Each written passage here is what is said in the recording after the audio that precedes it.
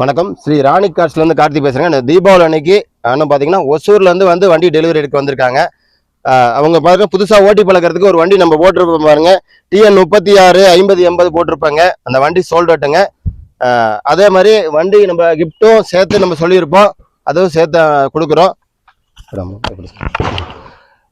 அதனால அதே மாதிரி இதுக்கு இன்சூரன்ஸு FC எல்லாமே கரண்ட்ல இருக்குதுங்க. இன்சூரன்ஸ் போட்டு நேம் ட்ரான்ஸ்ஃபர் பண்ணி தர சொல்லிட்டாங்க. அது கம்பல்சரி நம்ம பண்ணி கொடுத்துருவோம்.